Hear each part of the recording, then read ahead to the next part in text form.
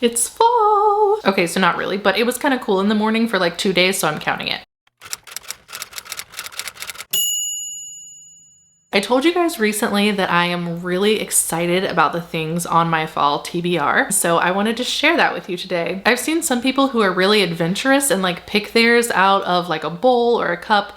I can't do that. I feel like I'm a bit of a mood reader, and so if I'm really just not in the mood at all to read something, then I can't make myself do it. So these are the things that I'm actually truly excited about reading this fall. So first up on the list, we've got The Picture of Dorian Gray. I know it's a classic, but this is my very first time reading it. I've started it already. I'm like maybe 4 chapters in right now.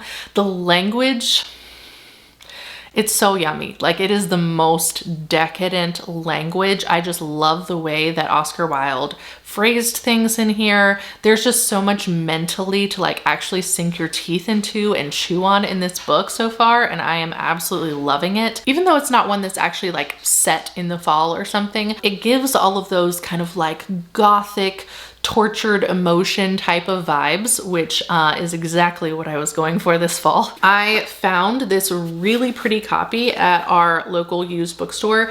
It had like never even been cracked open. It was an entire set of different ones like this with different patterns and stuff on them, different classic literature that had been given or sold to the local used bookstore. So I picked up several of these. One of them just happened to be Dorian Gray, and so far I'm loving it. By the way, these are going in no particular order. It doesn't necessarily mean that I'm going to read it this way. I just kind of grabbed it off my shelf this way. So next up is the Essential Tales and Poems of Edgar Allan Poe.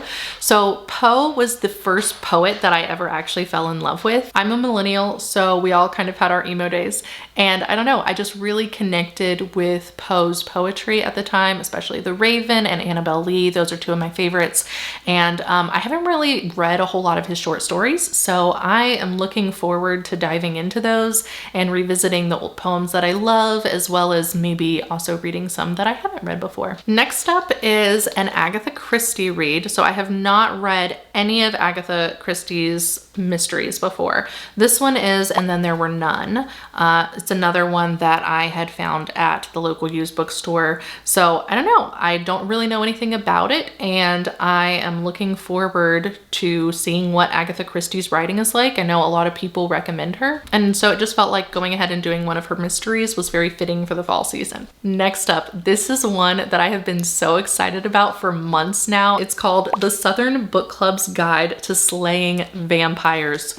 Stop it right now. The peaches on the front cover are bleeding like they have been bitten by a vampire. This book feels like it's going to be so much fun and not take itself too seriously, and I definitely need something like that in the mix, but you know, the vampires also go ahead and qualify it for the fall season. So I'm really looking forward to this one. I think it's going to be a lot of fun. If you've read it, leave a comment below and tell me what you thought about it. So the next one on the list is another thriller, and it's a little bit darker than what I would normally pick up, but the entire premise just kind of sounded interesting to me. It is Dark Places by Gillian Flynn. She's the one who wrote Gone Girl. I haven't read Gone Girl, but I do have it up on my TBR shelf. I considered doing Gone Girl instead of this one, but this one just felt a little more like what I'm wanting to read during the fall, so I decided to go ahead and go with this one. I'll read you guys a snippet from it. It says, Libby Day was 7 when her mother and 2 sisters were murdered in the satanic sacrifice of Kinnicky, Kansas. Like I said, a little dark. She survived and famously testified that her 15-year-old brother Ben was the killer. 25 years later, the Kill Club, a secret society obsessed with notorious crimes, locates Libby and pumps her for details. They hope to discover proof that may free Ben. Libby hopes to turn a profit off her tragic story. She'll reconnect with the players from that night and report her findings to the club for a fee. Throughout Libby's search, the unimaginable truth emerges, and Libby finds herself right back where she started, on the run from a killer. So this is definitely, like I said, darker than most of the stuff that I would read, but I'm looking forward to it. It sounds, like I said, just kind of like an interesting premise overall, so we'll see how I like it. Next up, a classic, I decided to reread Frankenstein.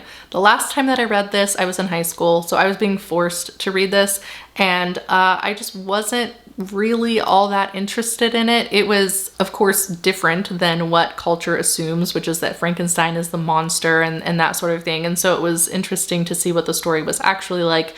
I remember feeling absolutely horrified and disgusted. So maybe it's weird that I want to pick it up and read it again. I don't know. But like I said, it's been a long time, and so I'm just kind of wanting to revisit it, and I figured, what better season than fall? Next on my list, I have The Language of Thorns, Midnight Tales and Dangerous Magic. So this was another used bookstore find. It is by Leigh Bardugo. It says, travel to a world of dark bargains struck by moonlight, of haunted towns and hungry woods, of talking beasts and gingerbread golems, where a young mermaid's voice can summon deadly storms and where a river might do a love-struck boy's bidding, but only for a terrible price. Inspired by myth, folklore, and fairy tale, #1 New York Times bestselling author Leigh Bardugo has crafted a deliciously atmospheric collection of short stories filled with betrayals, revenge, sacrifice, and love. So this one just sounded really cool. I'm digging the whole like short stories thing. I figured I could kind of spread it out throughout the fall like I want to with the Edgar Allan Poe collection, and it just kind of had all those slightly chilling feels. So I'm looking forward to this one. And last but not least, another classic that I have not tackled yet, and that is Dracula. One of our really good friends, this is his favorite book. They even named their daughter Mina, who is a character here in Dracula. Honestly, I don't know a ton about the story, but I am looking forward to it. It says, Count Dracula, a tragic night-dwelling specter who feeds upon the blood of the living, Dracula also stands as a bleak allegorical saga of an eternally cursed being whose nocturnal atrocities reflect the dark underside of the moralistic age in which it was originally written. I know that there's a lot of like Catholic imagery and stuff like that in here, so I was kind of interested in that as well. But yeah, so I'm gonna have a very like gothic, dark feeling fall. Maybe it's weird for me to be looking forward to something like that, but here we are. I also thought about including Wuthering Heights on the list. It's one that so many people absolutely adore, and of course it feels very gothic. I've read it before, like fairly recently, either last year or the year before. I had absolutely loved Jane Eyre, and so I was like, okay, let's try out one by her sister Emily now. The characters were just so miserable. I wanted to love it. There are all these quotes floating around from it online, and I always love the quotes from the story. And I just really, really wanted to like Wuthering Heights, but I didn't. I read it pretty quickly, but I didn't like actually enjoy myself as I was reading it. So at least it wasn't one that like I spent an eternity on. But at the same time, like it just felt yucky the whole time. I just felt disgusting while reading it. Anyways, I thought about rereading it this fall. If I end up having time after reading those things, then maybe I'll go ahead and pick it up before the fall season is out, but we'll see. Anyway, let me know what you guys have picked out for this fall, and happy reading. Catch you next time. Bye.